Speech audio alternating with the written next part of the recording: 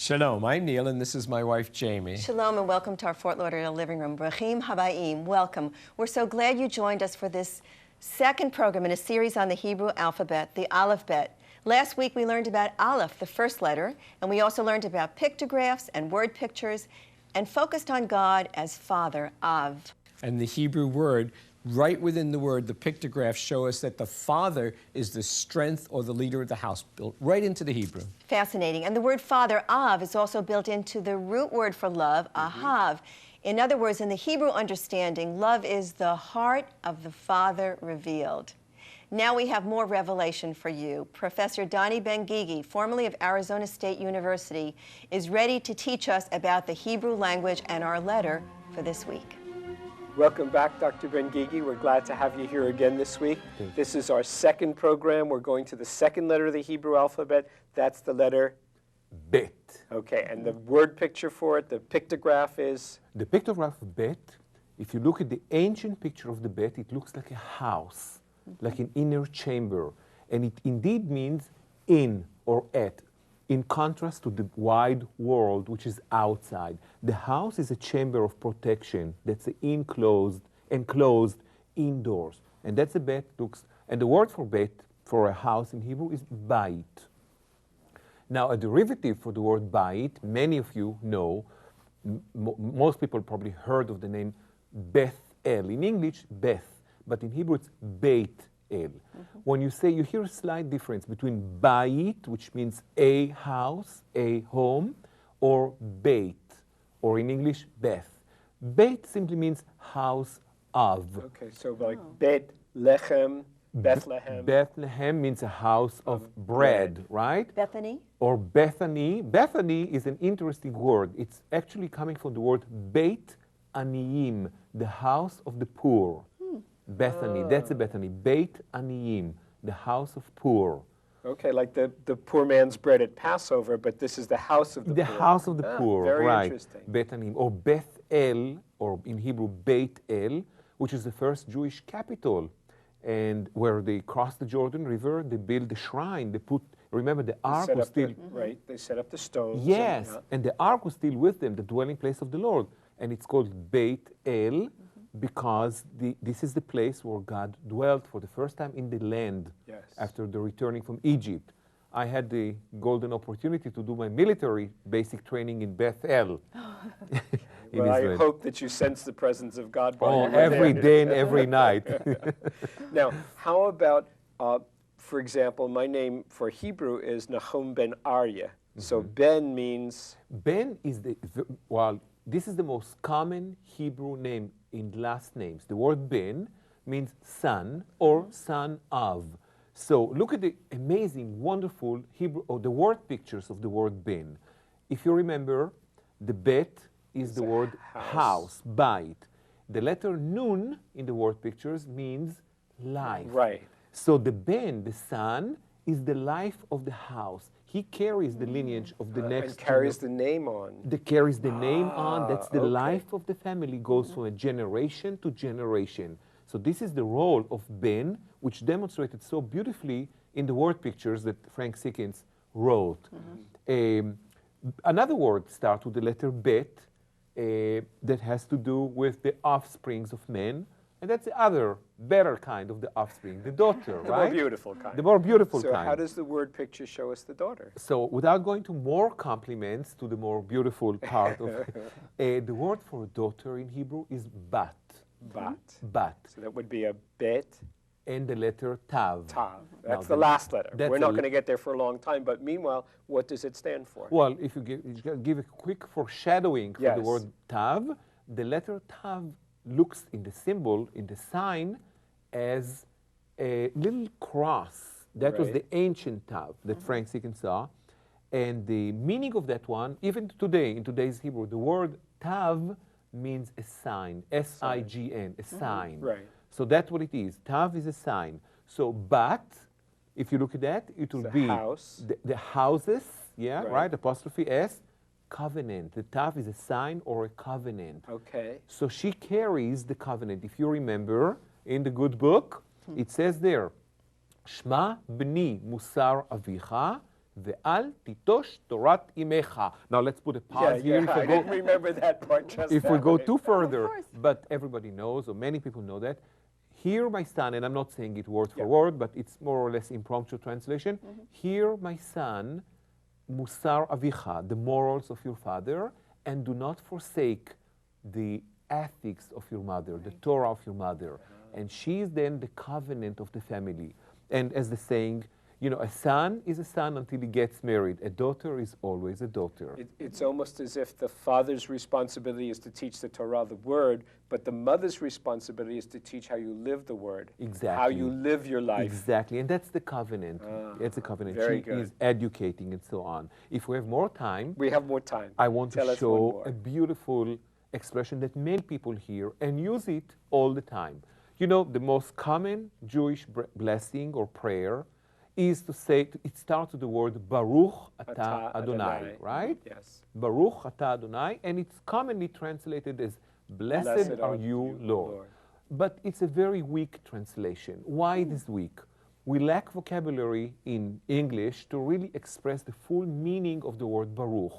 The word Baruch does not mean blessed are you, God, because that puts us in a too high position Right. to what as if we we really can are. pronounce the blessing. Right, because in Aleph we learned that it was about going up. Exactly. Okay. Exactly. And a man or a woman are not in a position to bless give blessing to God, because if you are in a position to bless someone, you're also in a position to withdraw a blessing. Right. And that's not where we are. We cannot withdraw a blessing from God. On the contrary, He can bless us or withdraw His blessing from us.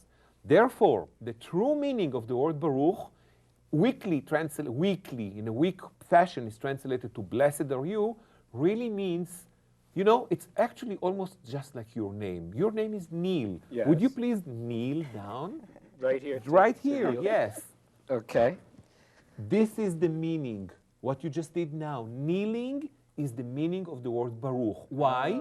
Because the word Berech is a knee in Hebrew. So Berech is a Bend knee. the knee is to bless the Lord, to admit that I'm less than He is, to place myself lower than I would Exactly. normally be. Exactly. And here I could say, Baruch atah Adonai Eloheinu melech haolam. Blessed art thou, eternal our God. All right, I like that. Exactly. I like that. This is the place to remind God we're kneeling upon or before you, God. More of Then a reverence, a more reverence for God. Deep reverence to God. That is where a person, a human being, is when he talks to God, when he blesses God. On our knees, reminding Him how small we are comparing to His Aleph, greatness. Up, bet, bend the knee. I Yes. love it. We have time for one more example, one more bet. What do you have? Wonderful, wonderful. Here's an expression in Hebrew, Berachel bitcha haktana, which translates for Rachel, your little daughter, which means a very Genesis 29. Genesis 29:18. Okay. Which simply means a very detailed, fine print, basically. Be careful of the fine print. I Be think careful of the because fine he got print. the wrong daughter. Exactly, and it dates back, and this is used today even as a normal business expression in Hebrew, which means look for the fine print, because what happened to him, Jacob, he has been trapped there, right? He wanted to marry Rachel, worked for Laban for 7 years, and then in the moment of the wedding, he found himself married to Leah. He said to the father, hey, that's not what I meant. He said, well, we married the older daughter first. You want Rachel? Aha, work for me another 7 years. So he knows So the now meaning. we have the tradition, and I did this with Jamie on our 25th wedding anniversary. Before you say the wedding vows, you lift up the veil and you check to see. You check the fine print. I Yes. like that very much. Thank you. Thank You're you very welcome. much.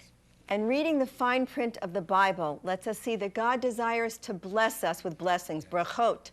Baruch is one of the most important Hebrew words. When the Messiah returns, our Jewish people will say, Baruch haba b'shem Adonai. You find that in Matthew 23:39.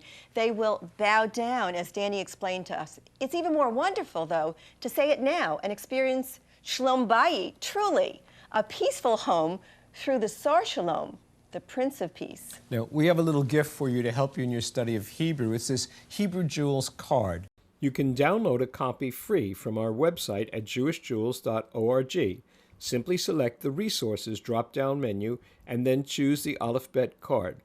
The Aleph Bet card will teach you how to pronounce each Hebrew letter and vowel and we'll also teach you a few basic Hebrew blessings. Remember, that's jewishjewels.org, then resources, and select Aleph Bet.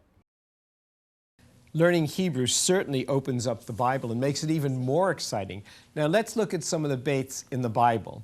In Genesis 28, Isaac blessed Jacob and sent him out to find a wife from his own people rather than from the heathen. And as he slept along the way one night, he had a dream. There was a ladder that reached up to heaven, and he saw angels going up and coming down. Let me read you what happened. This is Genesis chapter 28. And behold, the Lord stood above it and said, I am the Lord God of Abraham your father and the God of Isaac. The land on which you lie I will give to you and your descendants, to you and to your seed, and all the families of the earth shall be blessed. Then Jacob awoke from the sleep and said, surely the Lord is in this place, and I did not know it. And he was afraid and said, how awesome is this place? This is none other than the house of God, and this is the gate of heaven. And then Yeshua referred to that same passage. He not only referred to it, he connected it with himself. In the Gospel of John, chapter 1, verse 51, Yeshua said, most assuredly, I say to you, hereafter you shall see heaven open and the angels of God ascending and descending upon the Son of Man. Literally saying that he was the ladder. That Jacob had seen. He was the ladder. Between heaven and earth, that Yeshua is the connection between God and man. Now let's see the letter Bet come to life in Israel as Jennifer, a traditional Orthodox Jewish guide, takes us through the tunnel under the Western Wall in Jerusalem. She explained the origins of the Beit HaMikdash, the house of holiness, the holy temple. The best place to start anything, if we're already using Bet, right, or B, is the beginning. It's always the best place to start. So we go back to the very beginning, and we open up the Bible. How does it start? In the beginning, God created? Heavens and the earth. Heavens and earth. All right? So, according to our tradition, when God starts to build the earth, he starts with this piece of rock. He starts with the foundation stone, the peak of Mount Moriah. Right? Everything else gets built from that spot. That's why it's called the foundation stone. It's the foundation of the world. It's the holiest spot. This is the place where God's presence, where the Shekhinah rests. So how do we end up with what we've got today? We have all kinds of stories that happened in this place. The binding of Isaac, the story of Jacob when he's sleeping and the angels are going up and down the ladder, the first temple built here by Solomon, destroyed by Nebuchadnezzar.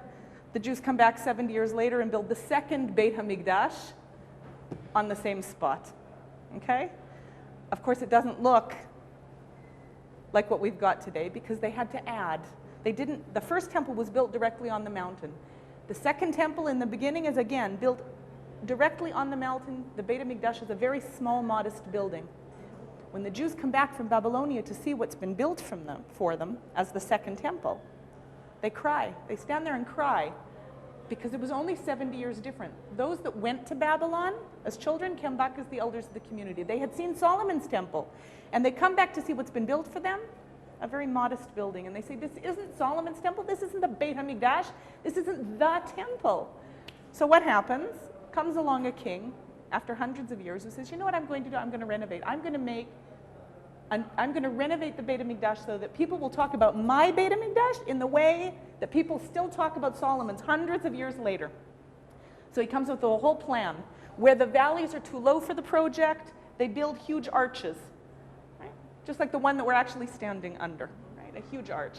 In the northern end, the mountain here is too high for the project. They have to take it out. It becomes a quarry, and all the stones to build the renovation come from there. On top of all this, they build what we call today Har Habayit, or the Temple Mound. Right? On top of those arches and the dugout mountain, the Temple Mound is built. Why this height? Why not higher and why not lower? Because everything is built around the peak of Mount Moriah, the only piece of Mount Moriah that can be seen that sticks out from underneath the entire platform. So everything gets built at that level. And then on top of that spot would be the Beit HaMikdash, right? The temple itself.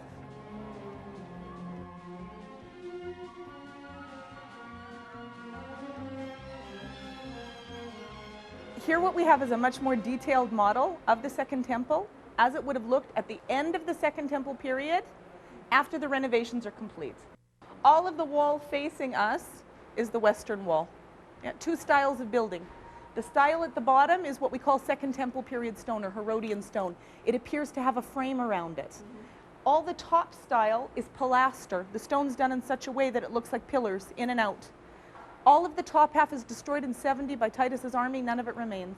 But we have another building not very far away, built at the same time period by the same people in perfect condition. So we know exactly how it should look. We have from the Western Wall onto the Temple Mount when people were going to the Beit HaMikdash, right? The four entrances that would be used on a regular basis because the people lived over here. They're not going to go and use the entrances all the way on the other side. So the four entrances on the Western Wall were the ones used on a regular basis. The northern end, the Antonia Fortress, the seat of the Roman governor. The southern end, the two very large entrances that are used during the pilgrim festivals, right? During Passover, Pentecost, and Tabernacles. The triple gate, which we can still see the outline of, and the double gate, which most of has been covered over by a Crusader-era building. We can only see the corner of it. But what we've got there are the huge original staircases to take hundreds of thousands of people that would come during the festivals up onto the Temple Mount to go to the Beit HaMikdash. And here we have a model of the Beit HaMikdash. It must have been such a magnificent structure, worthy of a magnificent God. You know, our tour did not end there.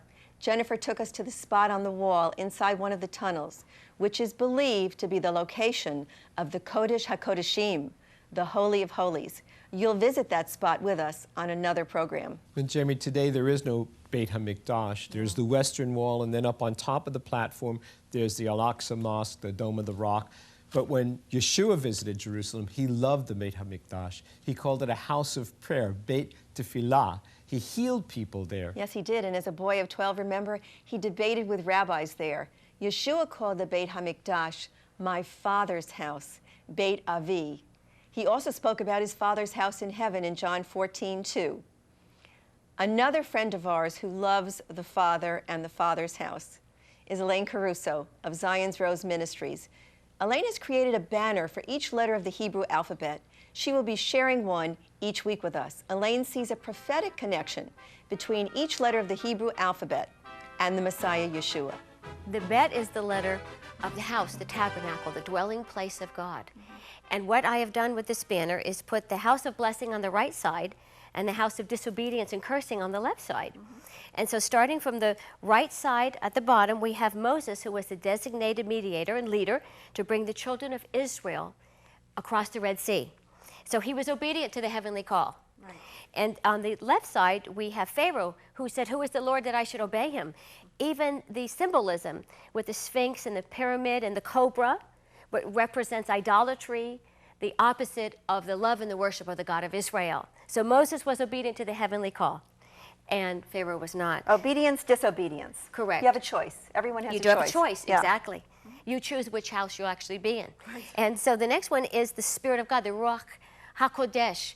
We know that to those of us who have received the atonement of Messiah, it is the promise of the Father and the Son. We are possessors of His Spirit. On the left side, we have those who wanted to stone for the letter of the law, because we know that the act of adultery, that was the transgression where you were stoned. Right. But we see Yeshua stopping those who would stone her. And He said, "Let he who has not sinned cast the first stone." And of course, they had to put their stone down.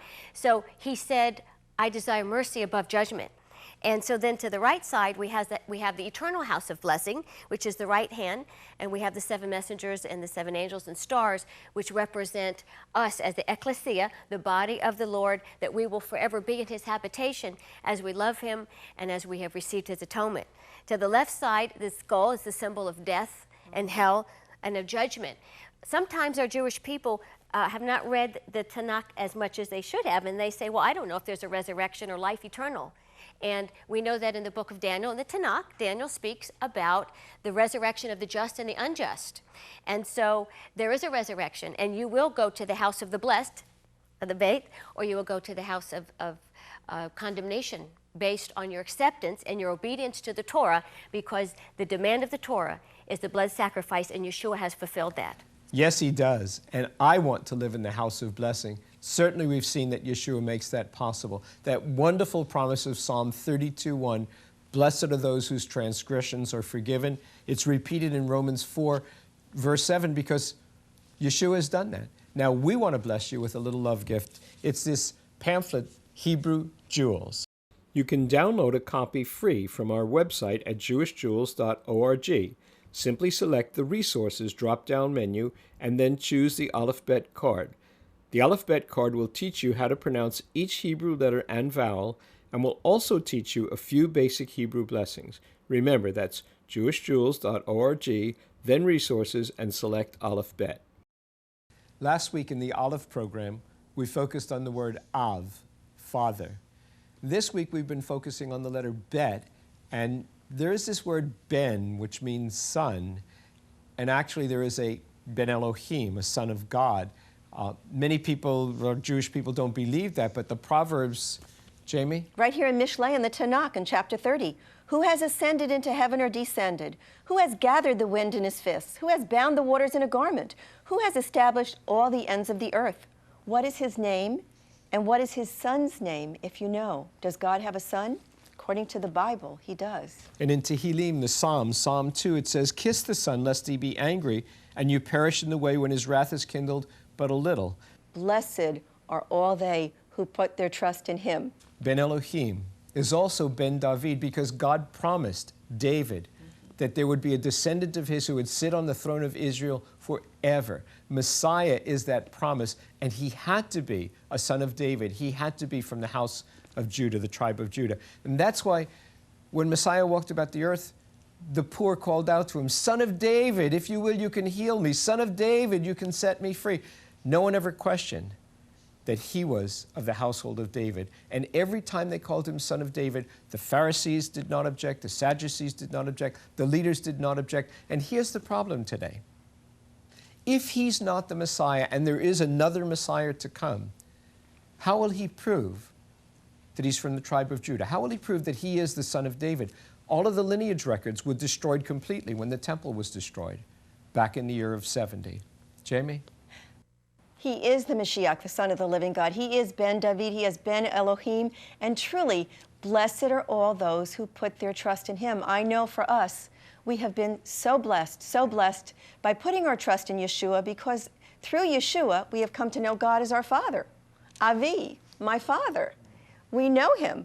Blessed are those whose sins are covered. But not only did Yeshua cover our sins, as far as the east is from the west, he removes our sins from us. We want to pronounce a bracha over you, but first, if you've never received Yeshua, move into the house of blessing today.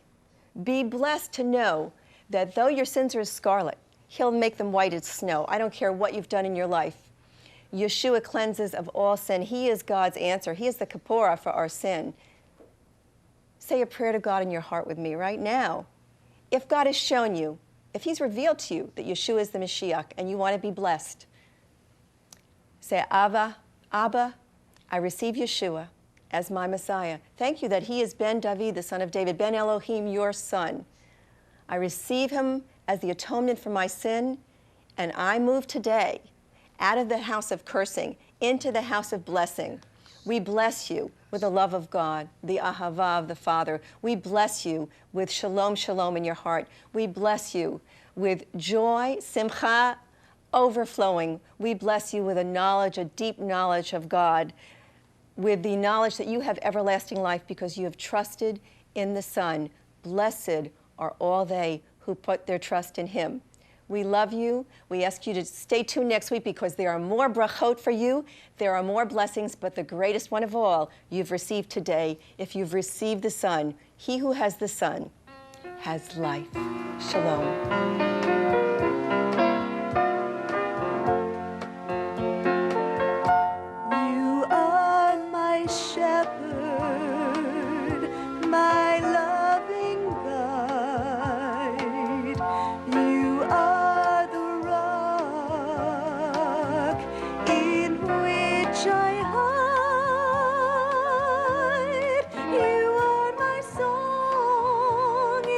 Day